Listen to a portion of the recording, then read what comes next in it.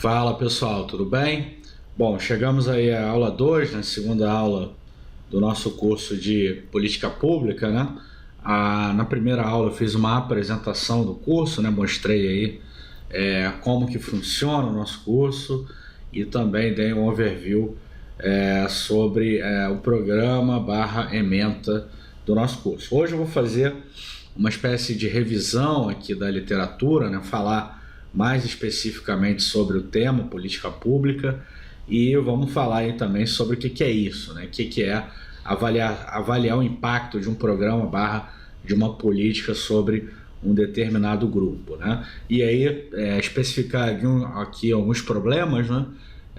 Um pouco mais quantitativos, né? Barra estatísticos, e também dar um overview aí sobre alguns dos métodos, né? De avaliação de impacto que nós vamos ver ao longo do curso, tá bom? Então, nosso plano de voo é mostrar aqui uma introdução sobre o tema, né? Definir o que é esse problema que perpassa e vai perpassar todo o nosso curso, né? Que é o de inferir o impacto de um determinado programa barra política pública, falar um pouquinho de causalidade, né? Que também é um tema relevante para esse tipo de programa. Mostrar que algumas especificações, né, geralmente são confundidas com o que a gente chama de correlação espúria, né? Quando você faz uma associação entre uma variável x e uma variável y, não necessariamente há um impacto, uma causalidade de um no outro, né? Às vezes é só uma relação espúria e eu vou tratar disso também. Um outro tema que a gente vê aqui, aliás, dois outros temas, né, é a questão da validação interna e a validação externa de um programa, de uma política. E, além disso, ver também a heterogeneidade de impacto. Às vezes o impacto ele não é homogêneo, né, sobre um determinado grupo atingido para aquele programa. E, por fim, a gente vê aí as principais estratégias de identificação que a gente vai ver ao longo do curso, beleza? Bom, alguns pacotes, esses aí são pacotes básicos que eu usei para fazer os exemplos, né, dessa aula. Eu não vou entrar no código em si, mas o código fica disponível aí para vocês, não hoje, né? A gente vai ter diversos momentos aí para usar o R, hoje ainda não é ele, mas para quem já conhecer a linguagem, já tiver alguma curiosidade maior, eu deixei aí o código do script, né? Também com o material da aula aqui embaixo da videoaula, beleza? Bom, sem mais delongas, vamos lá, o que é isso, né? O que é política pública?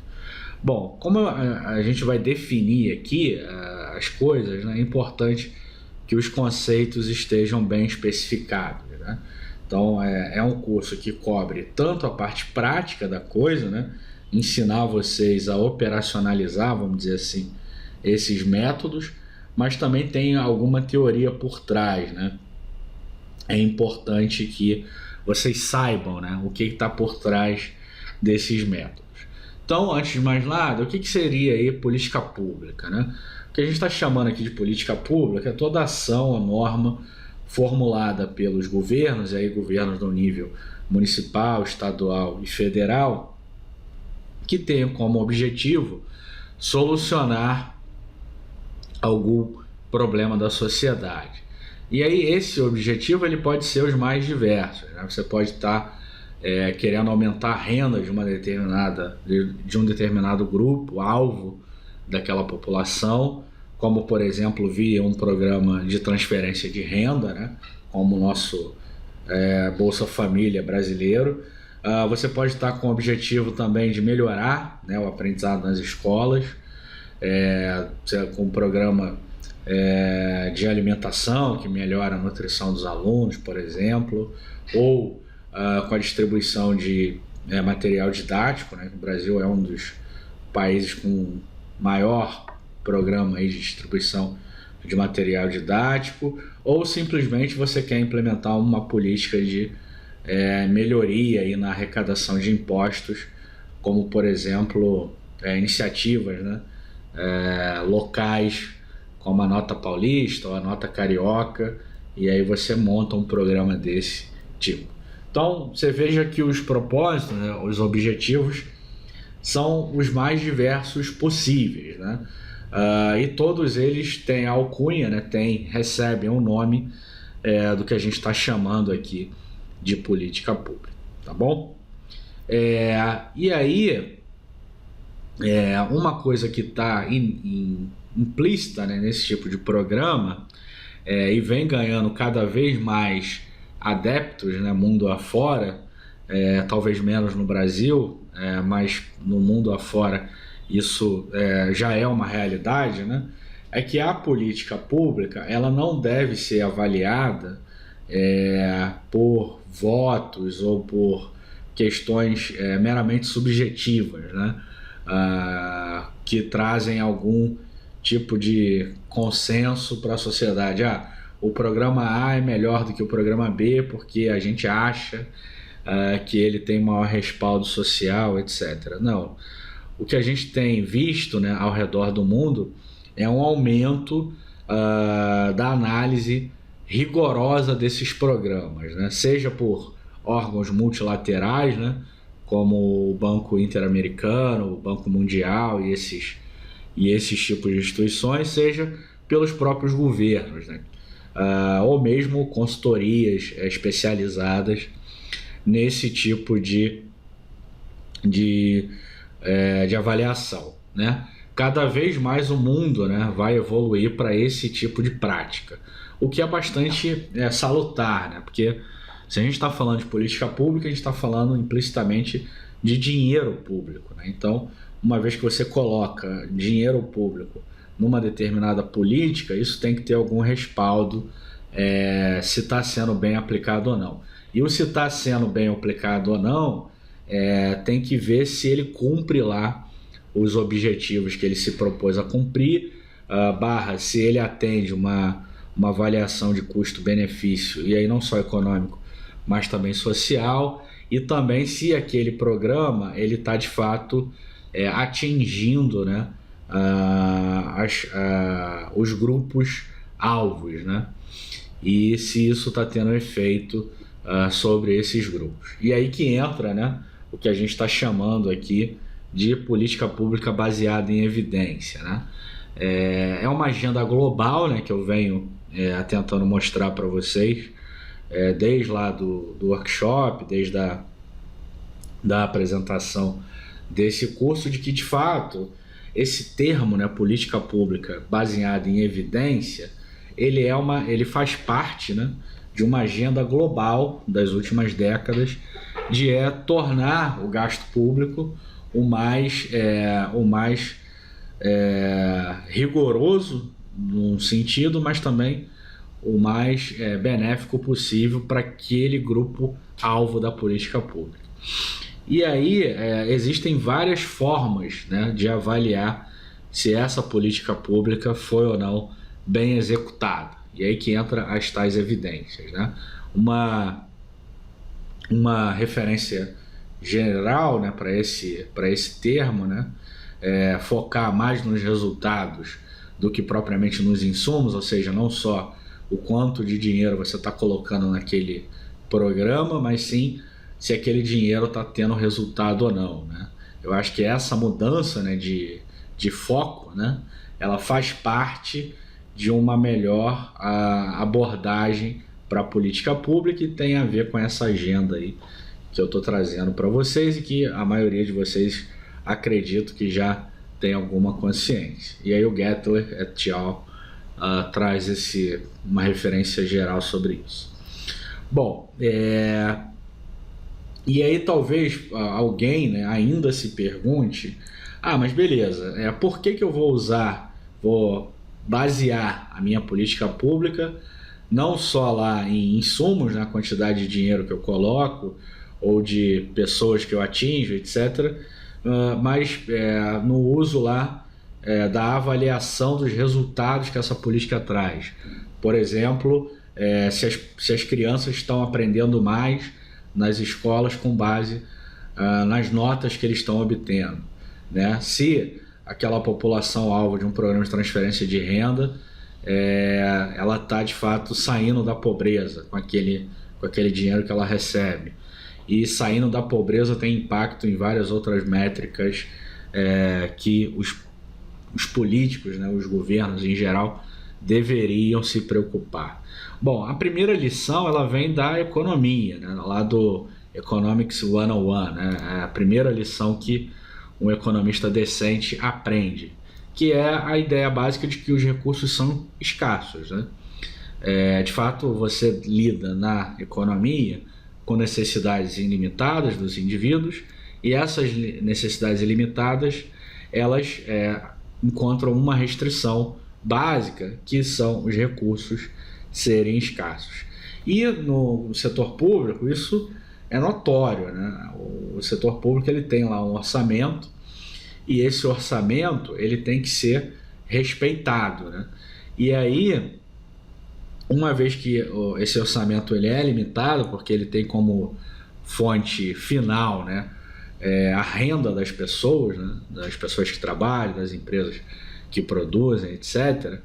E essas pessoas / empresas, elas no fundo financiam esse setor público, e obviamente você não consegue tirar 100% da receita das pessoas e das empresas para financiar programas que não deem resultados.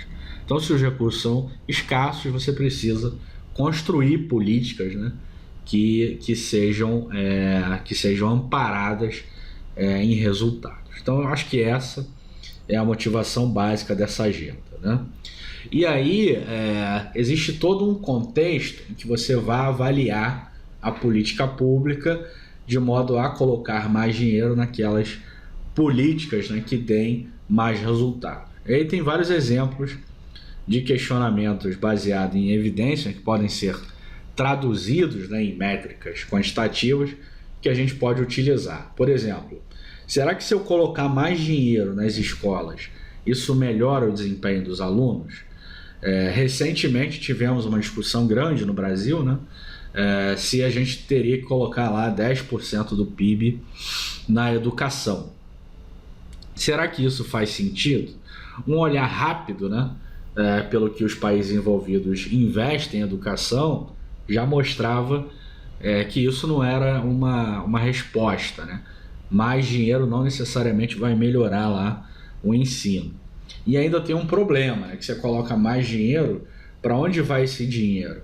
Será que ele vai ficar ali nas entranhas do sistema, ou seja, na burocracia, ou ele vai ser, de fato, vai alcançar lá a ponta, né, que é o aluno que está lá na sala de aula querendo aprender? Então, não necessariamente, talvez, essa colocar mais dinheiro faça sentido, mas obviamente a gente pode fazer uma avaliação empírica, né, disso e dar uma resposta mais precisa para esse tipo de coisa. Uma outra pergunta que geralmente a gente faz, né, quando está numa escalada de violência, né, na cidade, no estado, etc., é se colocar mais policiais nas ruas vai implicar em redução de criminalidade.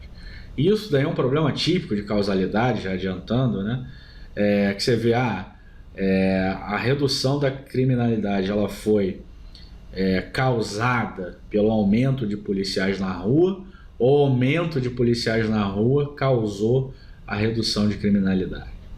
Então tem um problema de identificação aí, né, que a gente precisa abordar lá nos métodos que a gente vai investigar ao longo do curso, tá? Além disso, por exemplo, quando a gente lida com problemas de corrupção, será que mais fiscalização implica em redução de corrupção? Repare no sentido da pergunta, né? A ideia de causalidade, né? O X causando Y. Isso daí é um problema sério na estatística, sério na inferência, né, que a gente vai abordar aqui em vários momentos ao longo do curso, tá? Outras perguntas: filhos de pais que recebem a Bolsa Família, eles têm melhora lá no desempenho escolar? Será que aumentar a renda das famílias afeta o desempenho dos filhos na escola? É uma pergunta também que a gente pode fazer. Outras perguntas talvez sejam spin-offs, né, de programas de transferência de renda. Bolsa Família reduz mortalidade infantil, né? Por quê? Porque aumenta a nutrição lá das crianças, melhora a exposição, etc., né? Então, são perguntas boas. E, por último, aí, se o saneamento básico reduz mortalidade infantil. Repare que são perguntas que sempre tem um foco empírico, né? Você consegue responder essas perguntas com algum acesso à base de dados, alguma aplicação de um determinado método estatístico / econométrico, tá bom? E aí, quando a gente está trazendo isso à tona, né, esse termo avaliar o impacto de uma política pública, isso vai ter dois usos principais, né, o que a gente chama de uso interno e uso externo. Por exemplo, no uso interno, a depender do que a gente encontrar, né, dos resultados, isso pode subsidiar decisões sobre o próprio programa. Se o resultado não for de encontro àquilo que a gente achava que seria, né, esse programa pode ser cancelado, por exemplo. E se a gente achar que o resultado tá bom, a gente pode até aumentar a quantidade de recursos aplicados naquele programa, tá?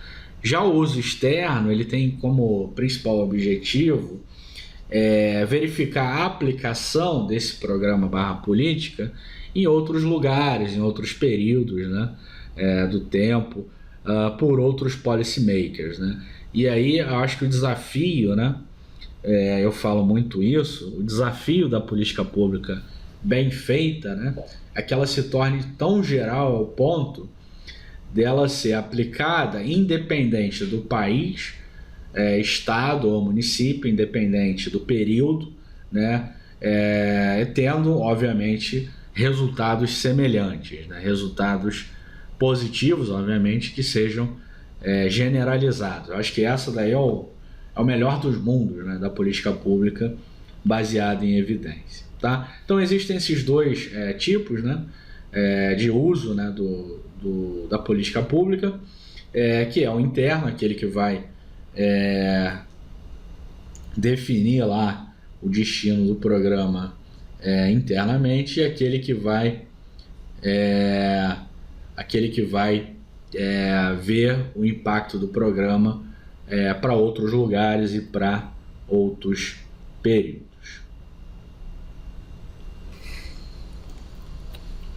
Bom, na sequência então, vamos definir aí o problema, né, da avaliação de impacto. Bom, basicamente quando a gente está querendo avaliar o impacto de um programa / política sobre um determinado grupo, né, um primeiro passo que a gente precisa fazer é definir, né, o que a gente chama aqui de tratamento, né, ou seja,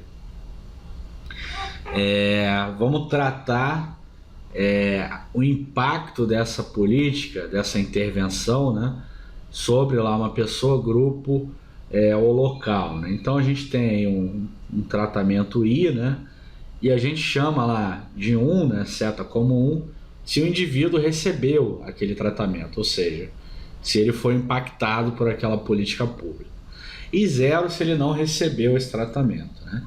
Então, o objetivo básico, o interesse básico da avaliação é analisar qual é o efeito do tratamento sobre uma determinada variável de interesse, né?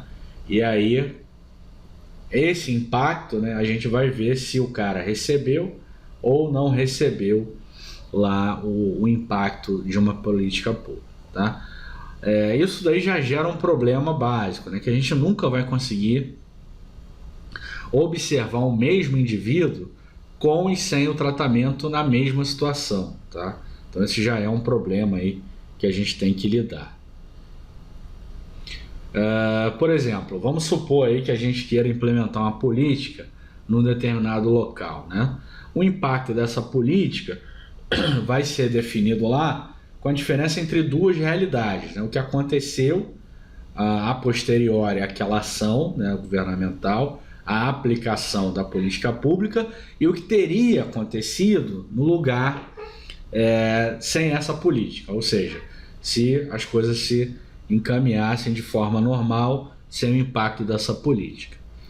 Essa realidade que a gente não tem acesso, né, já que seria aí uma espécie de universo paralelo, né, é a maior dificuldade na formulação de uma política pública, né, ou seja, de definir o impacto dessa política. Tá?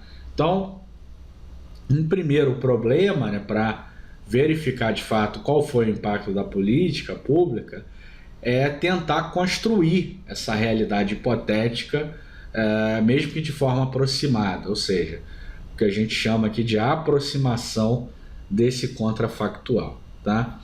E aí, a questão básica aqui é o seguinte: você tem que isolar o efeito causal da política sobre a variável de interesse. Né? Será que o efeito daquela política não está sendo contaminada por outras coisas? É basicamente isso quando a gente fala de isolar o efeito causal daquela política sobre a variável de interesse. Se de fato aquela realidade que se alterou, a alteração, a mudança, né, foi causada pela política pública. Aí você tem que ter os controles, né, para dizer de fato que houve aquele efeito causal sobre a sua variável de interesse. Tá? Então essa aí é a definição do problema, né, e ela envolve esse conceito, né, que é o conceito de causalidade, que é bastante caro na estatística e às vezes bastante complexo, né, de ser atingido. Em outras palavras, o que a gente está querendo dizer aqui? A gente precisaria garantir, né, que nada mais está afetando lá o comportamento do indicador, né,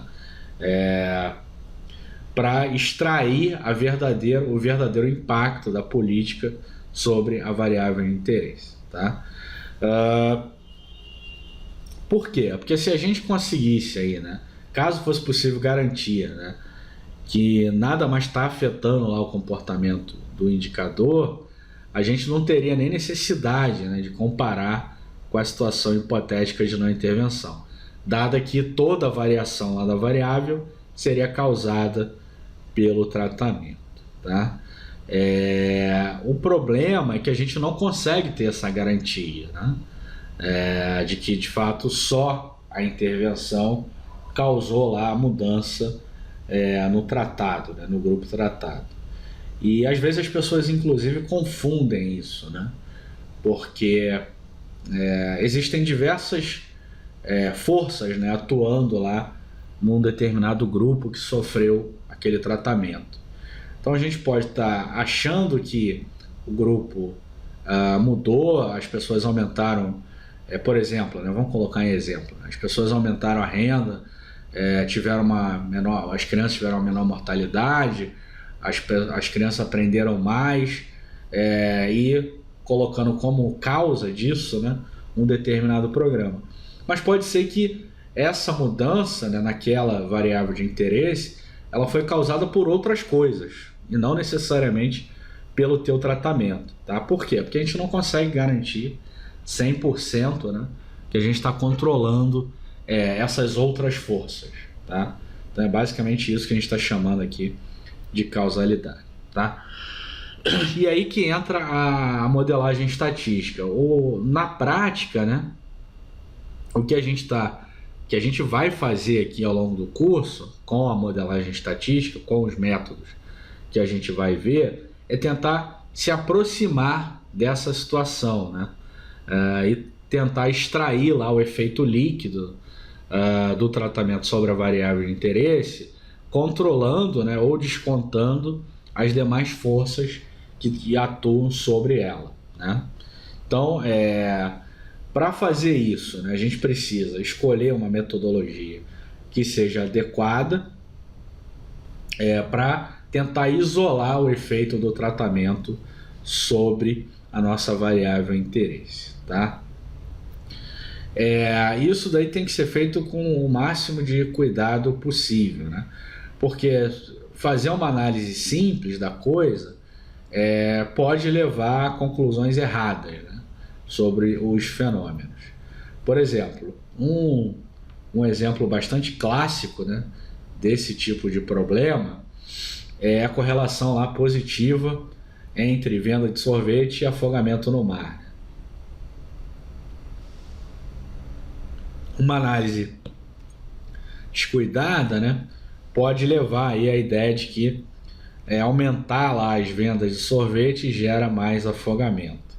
E aí, bom, tem um código associado a esse gráfico, mas a ideia aqui é basicamente se você está de fato fazendo o quê? Extraindo uma correlação que a gente chama de correlação espúria. Nunca é demais ressaltar, né, que correlação, né, no caso aqui a gente vê uma correlação positiva, né, entre essas duas variáveis, né, afogamento e venda de sorvete, mas correlação não necessariamente está associada à causalidade. E no pior dos casos, né, que é esse exemplo aqui, mesmo que exista uma correlação entre as variáveis, elas não têm nenhuma relação. Elas podem estar escondendo uma outra causa, que chama de aquela causa que está omissa, né, dentro do modelo aqui, no caso aqui nem é um modelo, né, uma simples correlação, que de fato estaria aí explicando tanto o aumento do número de afogamentos quanto o aumento das vendas de sorvete, tá? Então, o que a gente está vendo, né, que a gente está tentando construir aqui ao longo do nosso curso é tentar descolar o que seja uma correlação simples ou, no limite, uma correlação espúria do que seja causalidade em si. Eu, de fato, estou extraindo lá o efeito de um programa sobre um determinado grupo e isso faz algum sentido. E aí, para isso, a gente tem que ter o quê? Uma metodologia por trás do programa, tá bom? Vamos falar então aqui agora sobre validação interna e validação externa. Acho que já é meio claro, né?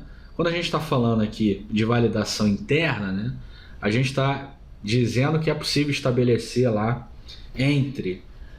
estabelecer uma relação causal, né, de causa entre a política e a variável de interesse. Ou seja, a gente tem certeza de que aquela política de fato está gerando um determinado efeito sobre a variável de interesse. Então isso aqui que a gente chama de validação interna, tá? A validação externa é quando a gente pode generalizar lá os resultados dos nossos estudos para outros contextos, né? Tentar elencar aqui, né, as políticas públicas campeãs, né? É basicamente isso que a gente gostaria, né, que fosse o melhor dos mundos, vamos dizer assim. Bom, no caso da política pública, né, como ela tem aí diversos aspectos, né, como, por exemplo, os locais eles podem não ser iguais, podem ter ambientes diferentes, né?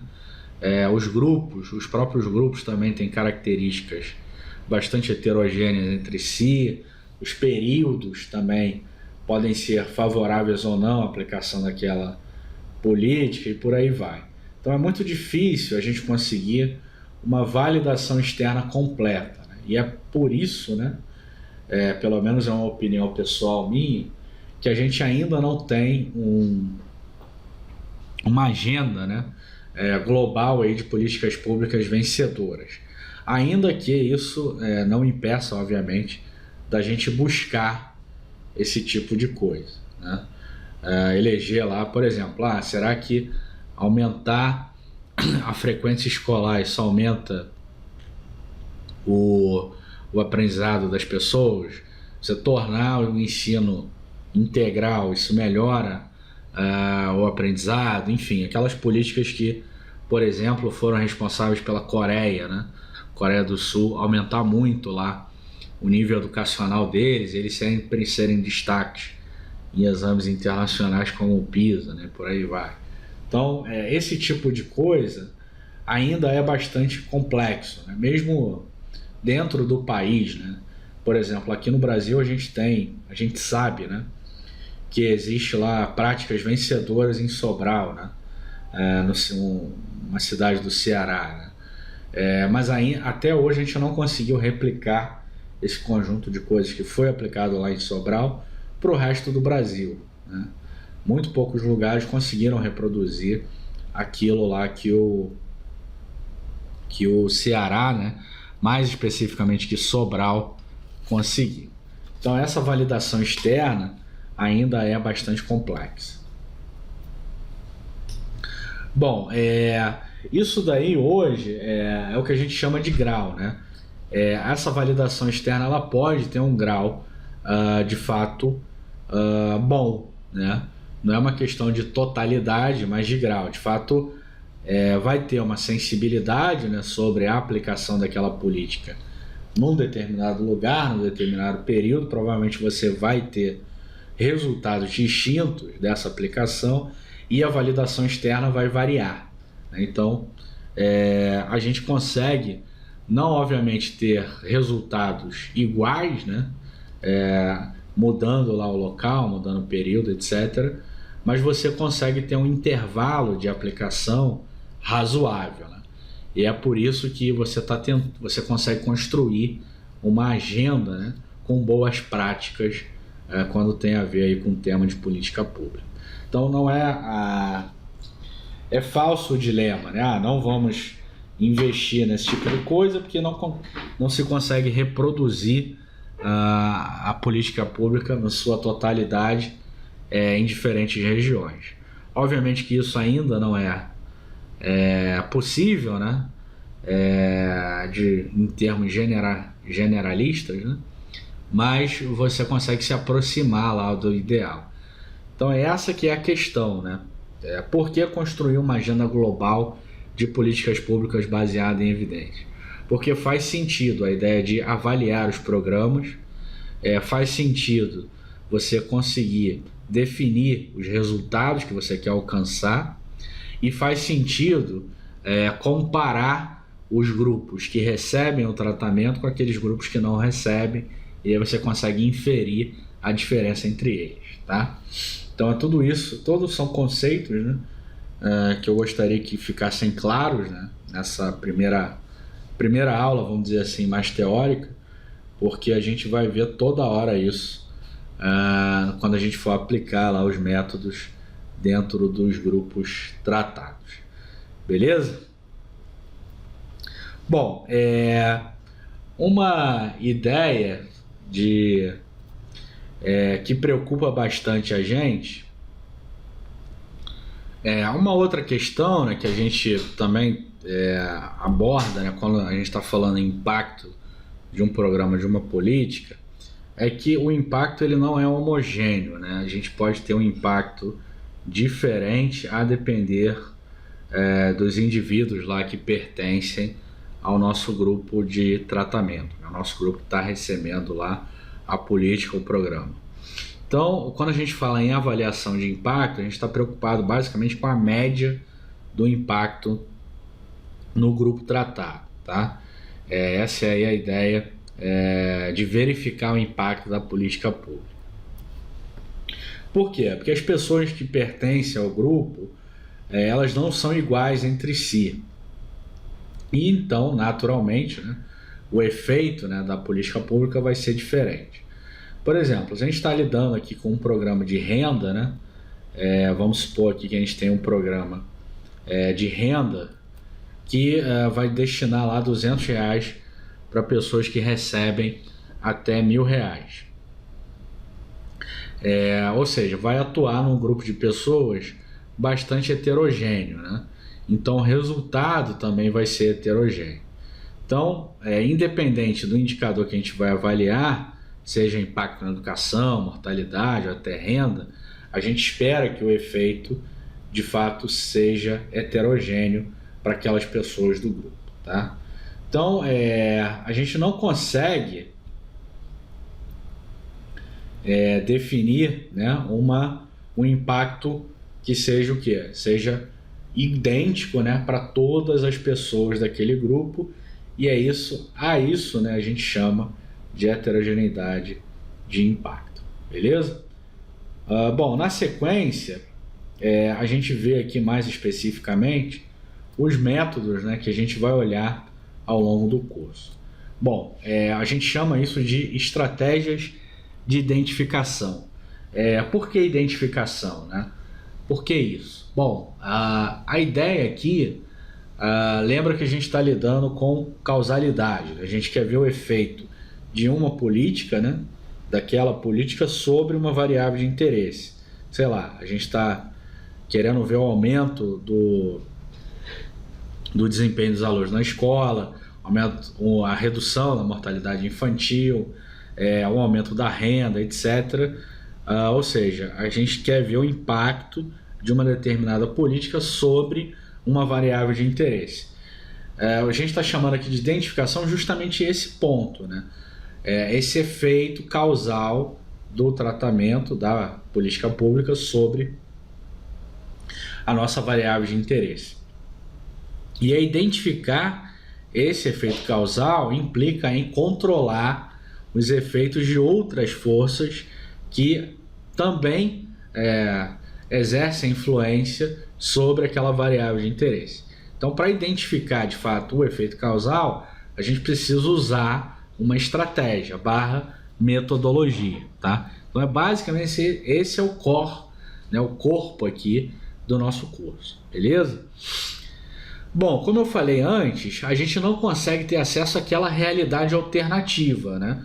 Dado que a gente fez o efeito lá da política pública, a gente não consegue ter acesso à realidade alternativa, que é o quê? Aquela realidade que não houve a política pública que a gente está tentando avaliar. A gente, infelizmente, não tem acesso a esse contrafactual, a essa realidade alternativa.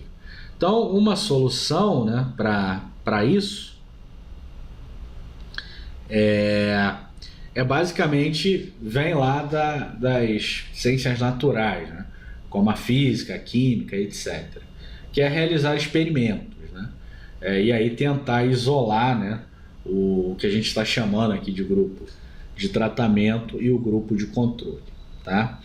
Então, lá nas ciências naturais, né, a maioria das questões pertinentes dentro dessas disciplinas, existe um meio de controlar o efeito dessas forças, né, que também são atuantes sobre a variável de interesse, e aí testar esse efeito causal do nosso tratamento sobre um determinado grupo, tá? Ou seja, você consegue fazer o teste de hipótese lá de maneira isolada. E aí que vem o aumento, que eu diria, aí a revolução que a gente teve na literatura econométrica nas últimas décadas, né? Aumentou-se muito o número de métodos, né, ou de estratégias de identificação que conseguem de fato avaliar essa causalidade, né, de uma determinada política ou tratamento sobre a variável de interesse. E esse aumento dos métodos acabou chamando a atenção para o nosso ramo aqui, para avaliar política pública, tá? E aí vem algumas dificuldades, né? Como trazer esses experimentos, né, que são lá das ciências puras, né, vamos dizer assim, para o nosso meio termo aqui, né, que envolve diversas dificuldades, né? Ou seja, fazer experimentos com as pessoas talvez não seja o mais trivial dos mundos, né? Bom, por quê? O ponto mais importante aqui,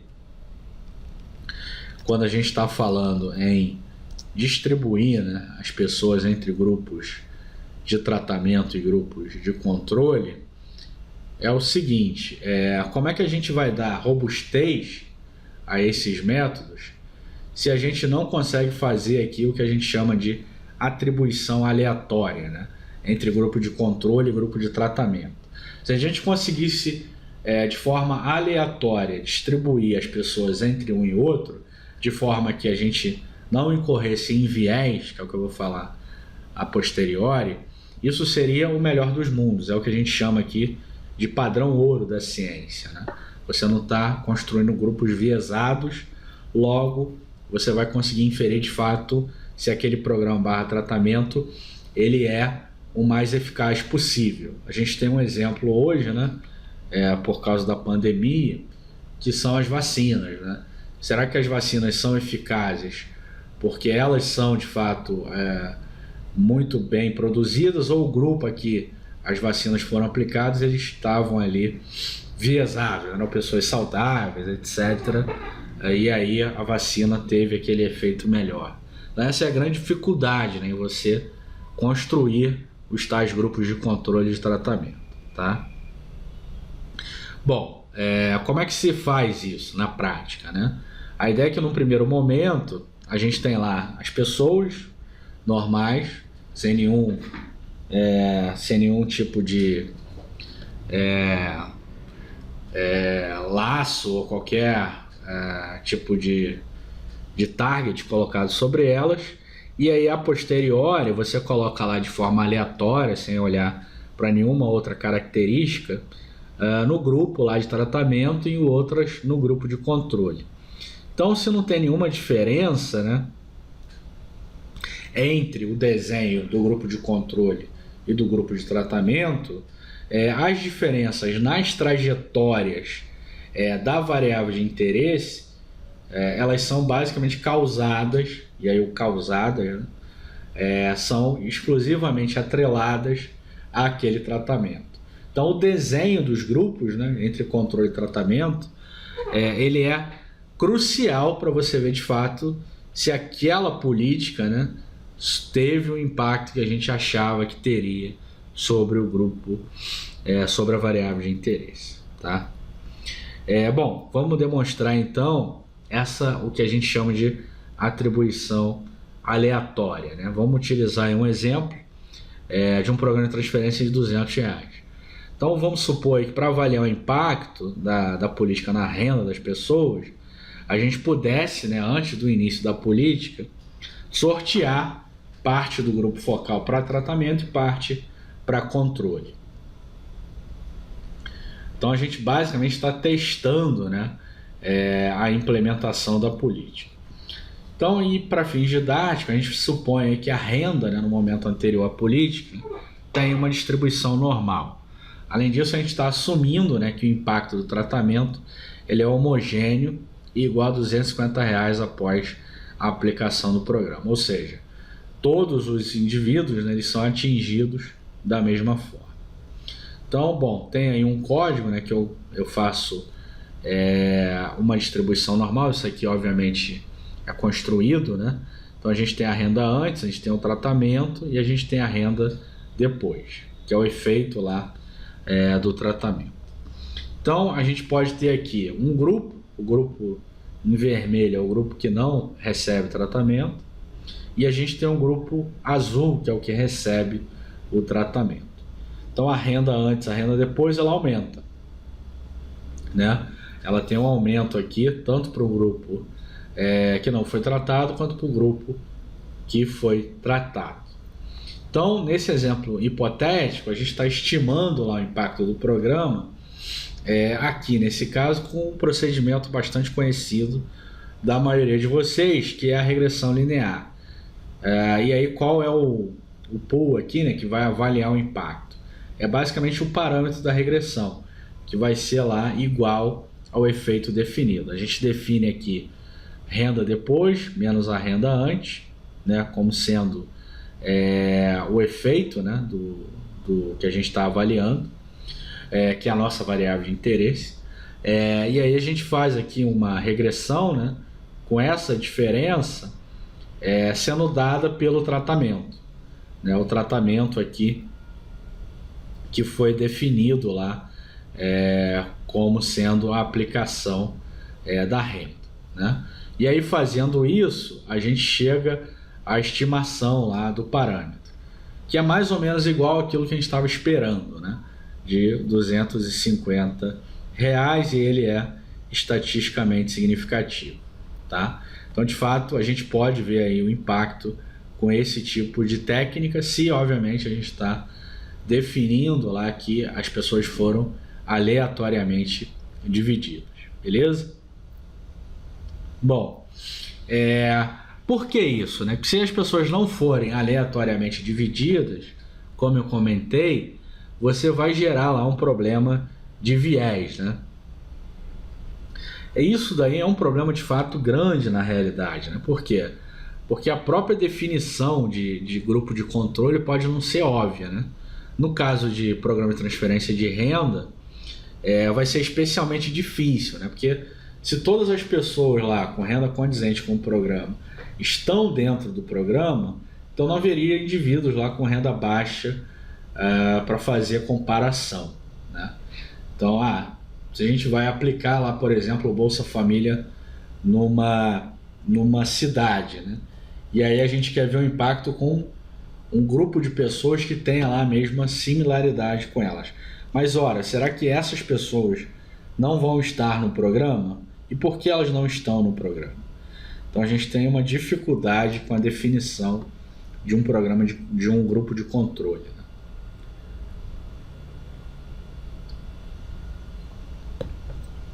Bom, além disso, mesmo que a gente conseguisse, né, que uma política dispôs lá de um grupo de comparação, é muito pouco provável que o tratamento seja 100% aleatório, tá? Por quê? Vamos supor aí que o nosso objetivo seja avaliar o impacto da construção de uma linha de metrô na renda das pessoas. Não é factível, né, que as pessoas que moram longe dessas estações sejam elegíveis para um grupo de controle. Então, o que seria o controle nesse caso, né? Dificilmente a gente vai conseguir definir isso, né? E aí existem N coisas. O mais óbvio, né, é que quando o governo vai decidir lá colocar uma linha de metrô num determinado eixo, né, numa determinada parte da cidade, dificilmente isso vai ser aleatório, né? Já que você vai levar diversas considerações ao fazer isso, né, ao colocar linhas de metrô. Você vai levar o local, se é possível construir, né, ainda tem essa dificuldade, a renda, a densidade, enfim, N outras características. Então, para tratar esse problema de viés, né, na atribuição aleatória, que seria o ideal, mas no mundo real dificilmente a gente consegue esse tipo de coisa, a gente vai ter acesso a métodos que lidam com isso, né? E aí, ou seja, a gente tenta aproximar nossa análise como aquele experimento controlado lá das ciências naturais. E esses métodos são chamados de quasi-experimentos ou experimentos naturais, né? A diferença entre essas duas, né, é que o quasi-experimento ele utiliza lá um critério de atribuição definido pelo pesquisador. Enquanto o experimento natural, a exposição ao tratamento é basicamente determinada por outras questões, não propriamente pelo investigador, seja por fatores externos ou pela própria natureza, tá? Mas os métodos aqui são bastante semelhantes, tá? À medida que o pesquisador ele sempre vai ter algum tipo de interferência, tá? Bom, existem diversos métodos, diversos procedimentos que se encaixam nessa abordagem e a gente vai trabalhar com um conjunto desses métodos, tá? Cada um deles vai ter um propósito, vai ter algo diferente entre si, e uma boa parte do nosso desafio enquanto pesquisador é o de aplicar um método mais coerente, né, com aquele objetivo que você queira, beleza? Bom, ao longo do curso A gente vai ver aqui técnicas de pareamento, a gente vai ver técnicas de diferença e indiferença, vamos ver técnicas de controle sintético, tá? E vamos ver variáveis instrumentais e RDD, que é a regressão descontínua. Então são basicamente aí os métodos que veremos ao longo do nosso curso. O que a gente está chamando aqui de pareamento, né? Técnicas de pareamento são utilizadas quando a gente tem lá um tratamento que não ocorre de maneira aleatória, né? Ou seja, a divisão lá entre grupo de controle e de tratamento não são aleatórios. Ou seja, você está basicamente diferenciando os grupos, né, por características associadas a eles. Então, o objetivo desse método é basicamente balancear os grupos com base nas suas covariáveis, ou seja, outros dados além da variável de interesse. Então, na prática, né, essa técnica, a técnica de pareamento, vai selecionar os indivíduos lá do grupo de controle que sejam os mais semelhantes possíveis com aqueles que estão recebendo o tratamento, tá?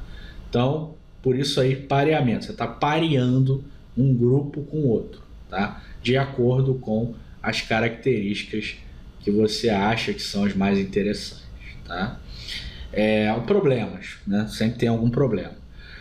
O problema é que ao fazer isso, ao tentar parear um grupo com outro, você basicamente está eliminando algumas amostras, algumas observações, né, da tua amostra. A depender da quantidade que você tem acesso, do tamanho da tua amostra, isso pode ser um problema, tá? Bom, para lidar com isso, a estratégia mais comum na literatura é usar os scores de propensão, de modo a parear os grupos. Para quem conhece, a gente vai ver isso mais detidamente lá nessa sessão, né? É como se a gente estivesse estimando uma regressão logística, em que a variável dependente é o tratamento. Então, com base lá nos parâmetros que a gente estima, a gente calcula a probabilidade do indivíduo pertencer ou não ao grupo de tratamento. Daí a ideia, né, de utilizar os scores de propensão, a propensão a pertencer àquele grupo, tá? E aí a gente consegue, né, definir e tratar esse problema aqui, né, de ter que excluir muitas observações, tá? Um exemplo, né, de pareamento ou de matching, né, para ser mais, para usar o jargão, é um paper aí do Andrade et al. De 2012. Os autores eles investigam o impacto do Bolsa Família na imunização de crianças de 0 a 6 anos, com dados lá de 2015, de 5, desculpa. Bom, então eles avaliaram aí o impacto do Bolsa Família na imunização de crianças de 0 a 6 anos, utilizando essa técnica de pareamento. Então eles compararam lá famílias que estavam no programa, né, com famílias que poderiam estar, ou seja, que eram elegíveis, né, mas não estavam no programa. O ponto principal da utilização desse método é que esses grupos eles apresentam características diferentes, portanto é necessário lá uma readequação do grupo de controle, tá?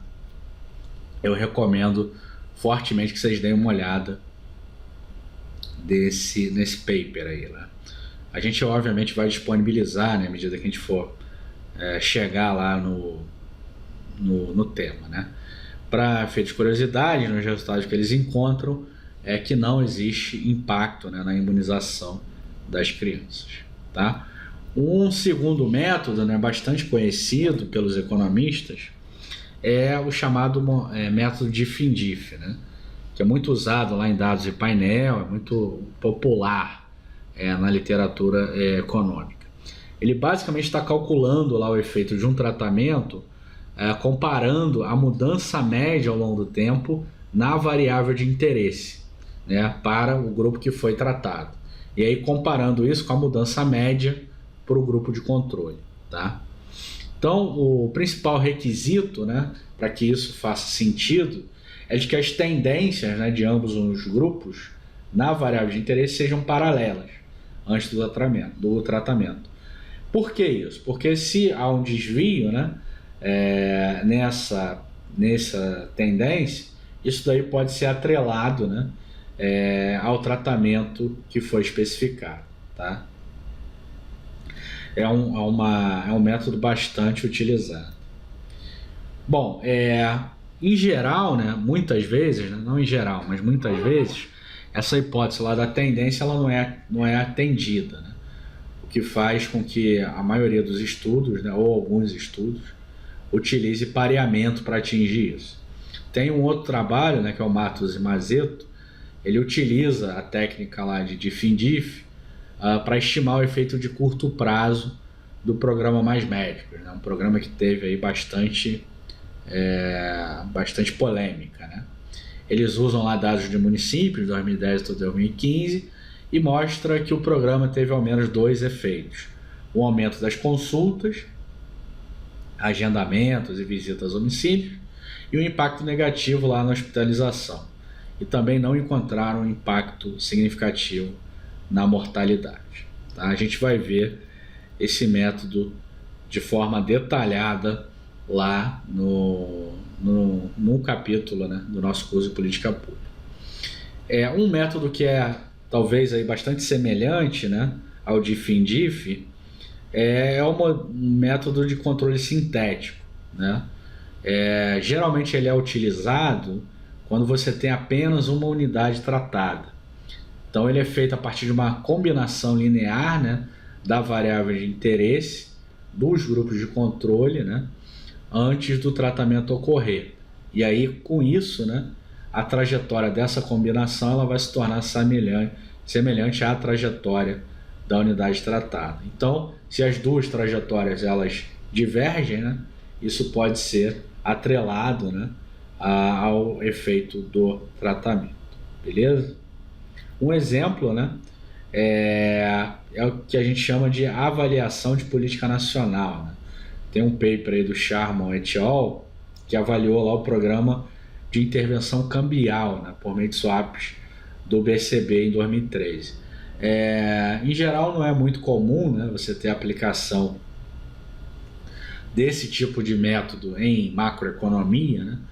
Por isso que a gente colocou esse paper aí do Sharman, porque é um paper bastante interessante, né, para quem lida aí com macroeconomia também e por acaso está no curso tentando ver a aplicação, né, desses métodos. E aí o resultado que eles encontraram é que essa política de swaps, né, levou lá uma apreciação do real em mais de 10%.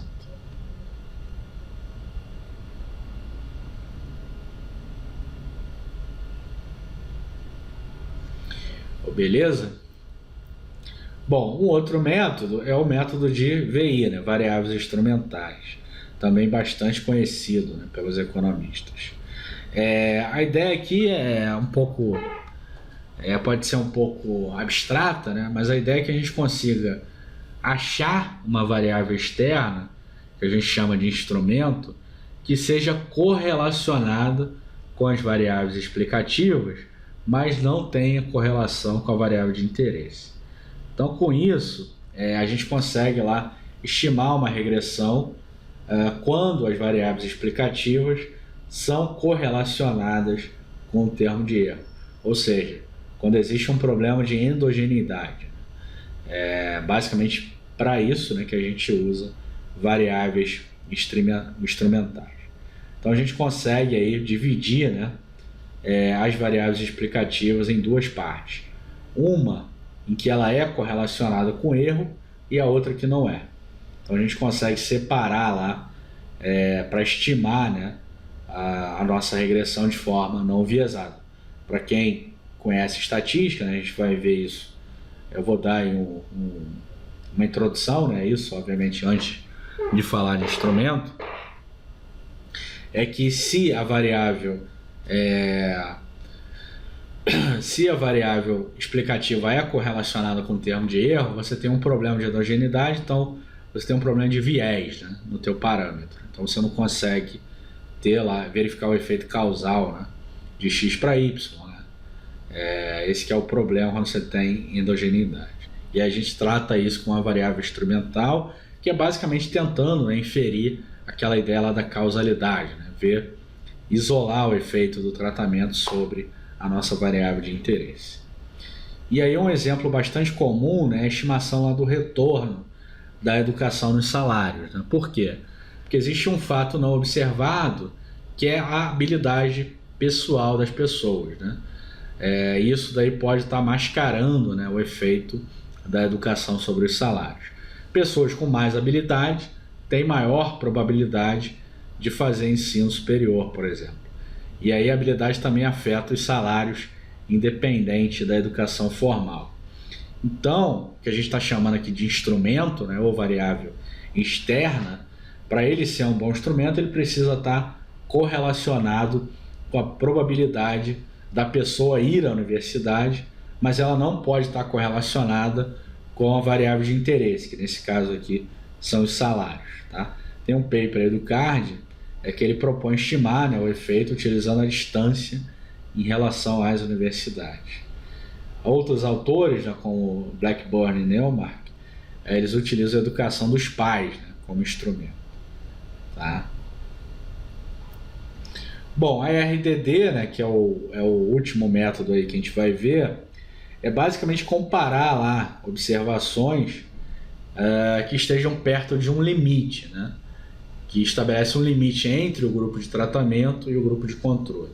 A ideia desse método é de que indivíduos próximos a esse limite seriam extremamente desiguais, na ideia de que a designação para um ou para outro grupo seja completamente aleatória. Né? Então, quando a gente aplica esse método, né, a gente consegue ter grupos, né, os mais aleatórios possíveis. Tá? Um exemplo, né, é a ideia lá do Chamon et al., a descontinuidade nas regras eleitorais de 2000 para investigar se a competição política teria impacto lá nas escolhas das políticas fiscais. A descontinuidade que ele achou, né, era de que para municípios menores do que 200 mil habitantes não haveria segundo turno. Os resultados que ele encontrou é que a competição faz com que aumente os gastos com infraestrutura em relação aos gastos correntes. Tá? Então o impacto foi que para maior, né, para os casos em que os candidatos poderiam concorrer à reeleição. Tem um incentivo, né? Os governantes que concorrem à reeleição seriam mais incentivados, né, a gastar lá com infraestrutura. Tá? Bom, para a aula de hoje é isso, acho que já ficou bastante conteúdo aí para vocês, né? E dá uma ideia geral do tema, né? Do que é a avaliação de impacto e do que a gente vai ver ao longo do curso, né? Tem uma última sessão, né, sobre retorno econômico também, que ela é um pouco estanque, né, do que a gente vai ver ao longo do curso, mas ela também faz parte aqui do escopo do que a gente está procurando entender, né, a relação entre custo, benefício, etc. Beleza, pessoal? Então por hoje é isso. Um abraço e até a próxima.